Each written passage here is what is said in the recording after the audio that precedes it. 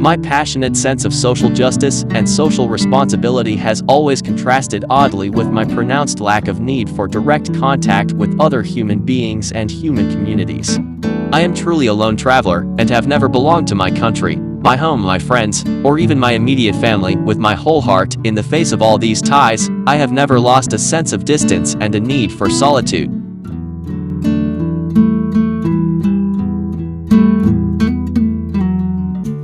I see my life in terms of music. I thought of that while riding my bicycle. It is harder to crack prejudice than an atom. At least once a day, allow yourself the freedom to think and dream for yourself.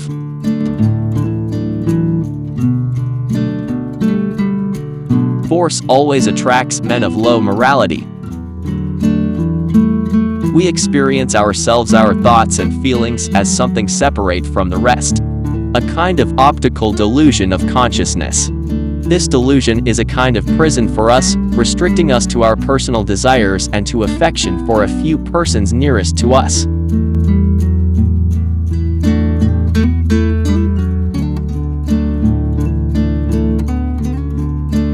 Before God, we are all equally wise and equally foolish. If most of us are ashamed of shabby clothes and shoddy furniture, let us be more ashamed of shabby ideas and shoddy philosophies. It would be a sad situation if the wrapper were better than the meat wrapped inside it.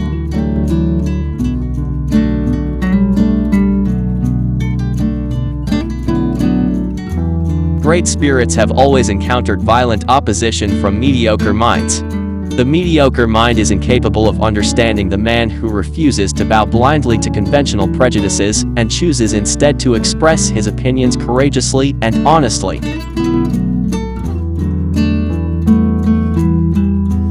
It seems to me that the idea of a personal God is an anthropological concept which I cannot take seriously. I also cannot imagine some will or goal outside the human sphere. Science has been charged with undermining morality, but the charge is unjust. A man's ethical behavior should be based effectually on sympathy, education, and social ties and needs. No religious basis is necessary. Man would indeed be in a poor way if he had to be restrained by fear of punishment and hope of reward after death.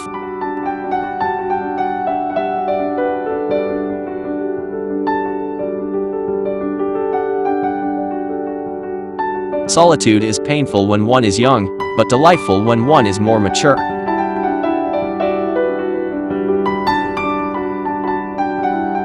Learning is experience.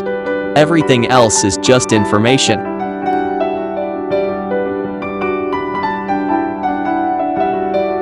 Everybody is a genius. But if you judge a fish by its ability to climb a tree, it will live its whole life believing that it is stupid.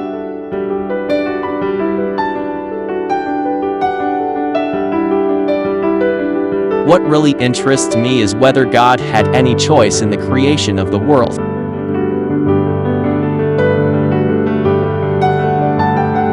The human spirit must prevail over technology. Teaching should be such that what is offered is perceived as a valuable gift and not as hard duty. Never regard study as duty, but as the enviable opportunity to learn to know the liberating influence of beauty in the realm of the spirit for your own personal joy and to the profit of the community to which your later work belongs.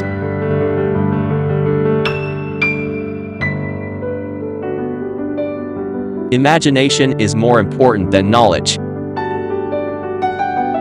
Nothing will benefit human health and increase the chances for survival of life on Earth as much as the evolution to a vegetarian diet. No amount of experimentation can ever prove me right. A single experiment can prove me wrong. A table, a chair, a bowl of fruit, and a violin. What else does a man need to be happy? I don't try to imagine a personal God. It suffices to stand in awe at the structure of the world insofar as it allows our inadequate senses to appreciate it.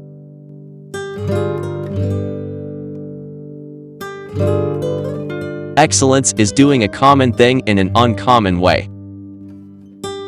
Never do anything against conscience, even if the state demands it.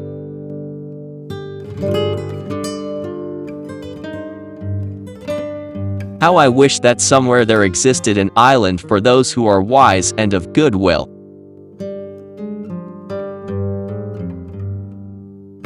We are in the position of a little child entering a huge library, whose walls are covered to the ceiling with books in many different languages. The child knows that someone must have written those books. It does not know who or how. It does not understand the languages in which they are written. The child notes a definite plan in the arrangement of the books, a mysterious order, which it does not comprehend but only dimly suspects.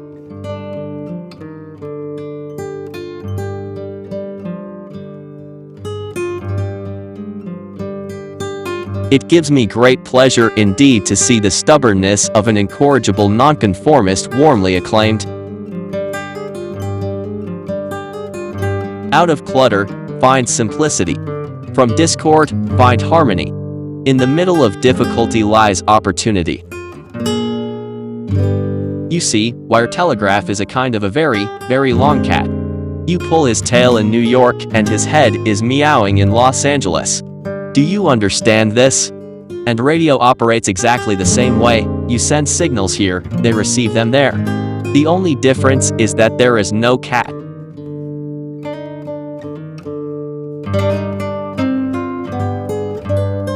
I believe that Gandhi's views were the most enlightened of all the political men in our time. We should strive to do things in his spirit, not to use violence in fighting for our cause, but by non-participation in anything you believe is evil.